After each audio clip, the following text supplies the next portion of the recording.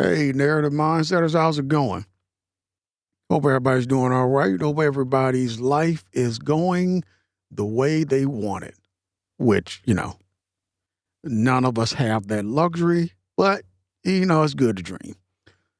Um, so, what I want to talk about today for a quick second is I ended up leaving Amazon. I only lasted about a month. And I quickly realized it really wasn't for me. And the deciding factor was the job that I'd gotten a job offer the same time I got the job offer from Amazon, right? And I decided not to do it. I decided to say, okay, well, Amazon will be a little easier, you know, because the job offer that I got was for a rail car mechanic, a what they call a carman. So I said, it kind of sounded like one of these jobs where they're desperate for people, and usually those jobs end up being, pretty much a sweat factory, and really not worth, you know, it's kind of a job that's like, where you're just desperate for a job. So I said, okay, although I read that whole thing wrong, right? So I go over to Amazon thinking that'll be a little bit, I'm just delivering packages, yada, yada, yada. Get over to Amazon, totally different. I almost regretted it. Almost the first day I got there. Because I got over to Amazon and it was like when I did my training and then the introduction of the little charger they give you. Because they give you this little pack of, it's got a charging cord, you got one of those little charging boxes, your van keys, stuff like that. And then, that was one thing. And then it was the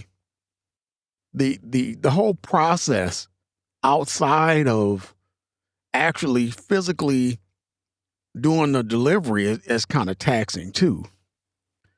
Because you're doing an inspection on your phone, an inspection on their phone. Then you're going in, you're loading up your totes and your overflow. Those are the boxes that are too big to go in totes. Getting all that together and you're trying to get everything organized. You're rushing. Then you get out of there. It's usually 20 minutes till you get to your first stop. And then from that point on, it's like you stop, pull the parking brake, put it in park, then you hit I've arrived, then you hit scan, then you go find your package, then you scan the package, you walk it up to the customer's door, and you read their instructions or whatever, and they want to look, there's a little picture you have to look at. They want it right where the picture says it's supposed to be. They also want you to do a high stakes game of hide and go seek because people are, people steal packages. But that's, in my opinion, that's not the delivery driver's problem. So they want you to do that. Then they want you to, sometimes people will come out and you have to take a picture of the package sitting on their porch or whatever. So they open the door and they have to step back. You have to take a picture. Then sometimes they'll stand there. They'll get offended because you didn't grab the package again and pick it up to give it to them. Not realizing you got, 130 to 220 more stops you have to do. And even even when you look at the 25 stops an hour, even when you look at that, don't look at it like, oh, that's just 25 stops an hour. Because it's not. Because you have to remember your organization has to be right on point in order to get those 25 stops an hour or more. I mean, sometimes you'll have 3 packages going to one stop, but you got to remember that's only one stop. So if you got multiple packages going to each stop, then that works out sometimes. But what I found, actually on my last day, I found that when you open up those totes, you just take all your bags, grab them, put them on the passenger seat, or your boxes, put them on the shelf in the back. So then, you know where your stuff is. When you get to a stop, you sift through them real quick, grab what you need, get out, go deliver the package and get back in. So I didn't really like it because it's more of, it's like you come to work and, you just run as hard as you can run, every day. And then on top of that, your reward for doing good is, hey, we'll give you more packages. And I just finally was like, nah, I'm not doing this. So, and that was only because I went to this other job interview and it was pretty decent. I went in there. They do flux core welding, which is pretty simple. No manipulation of your rod. And they work on rail cars. They were willing to train me. They were impressed that I got there early.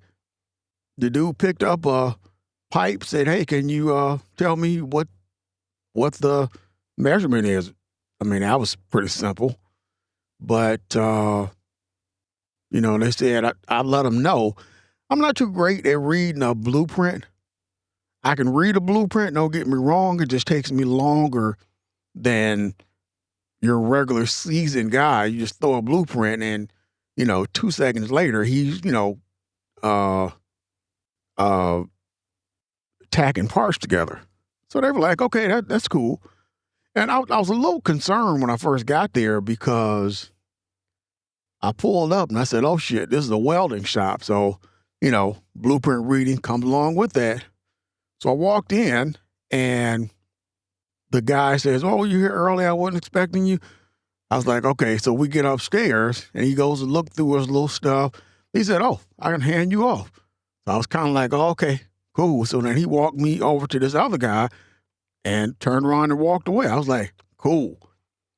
So I'll be in the area where I'm assuming we'll be cutting stuff off. I think they change rail wheels sometimes, but we'll be cutting stuff off, doing a lot of welding on the rail car, and then we send it over to the people next to us, and they weld stuff on the rail cars. So that was pretty good, And they work 60 hours a week, so that was pretty good too. It's like 6 to 4, so that'll be 20 hours overtime. It's they start off about $1.25 less than Amazon, and then you get $1 after, I don't know, a couple months or whatever, which is fine with me because it'll be, in the end, it'll still be more money, and I'm not working myself to death. So that'll be pretty cool too. So, I was pretty impressed with that. I went out and got all new stuff. Gloves and sleeves and that kind of thing to be ready for the first day of work. But I'm a little bit excited about this because it gives me a chance to come up. It gives me a chance to replenish my savings. Hopefully the job goes good and I can relax. And, kind of plan a vacation. And I've been in the I've been in the hustle game for about a good 5 years. And that working for yourself thing is just it beats you up. And it's all about the hustle. It's not about enjoying yourself because you're so concerned about, if the hustle is going to be there. You don't want to go on vacation and come back and you ain't got no job. So you're so concerned about that, and you're going through the whole, arguing with whoever you're working with or whatever kind of system they're using, AI, and it's just a mess. I congratulate anybody who's doing it, but it is very, very stressful. So I'm kind of glad I'm getting back into a shop, and it's skilled labor, so it's a little bit more laid back. But it does require you to have a skill. I mean, this flux core welding is really not. Honestly, you really need no skills to do flux core, But it's it is what it is. So we'll see. Hopefully I'll shine because, I show up for work and I do my job. And hopefully I'll shine, but I don't doubt that I won't shine, but we'll see how the job goes. See if it's as good as it looks from outside. We'll see. But I wanted to share that with you all. Hope everybody's having a good day. And for those of you that, whatever situation you're going through, you just have to kind of, you always got to be kind of looking at your goal and kind of making kind of figuring out your exit plan, I guess. At least that's what I do. And then, like I said, once I get back on my feet, like now, then my main focus is replenishing my savings that was there, that was pretty much just sitting there waiting on this particular instance. And that's what saved me on that whole month that I was off. I was relaxed, still buying stuff and not really too worried about it because I had a little bit of bagging. So that worked out exactly as I planned it to. So now it's the plan with the new situation is just to get everything paid off and kind of, hopefully start getting the savings up, try to get a little something extra. So when I retire, I got a little something extra outside of what I already have. So we'll see. I'm hoping for the best.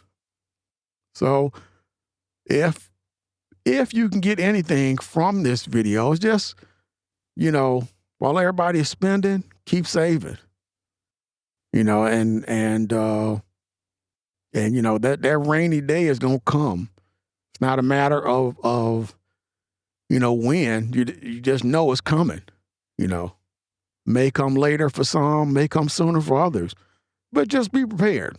That's the only advice I can give. All right, have a good one, and hopefully your situation is good. If not, keep your head up. It will get better. Have a good one.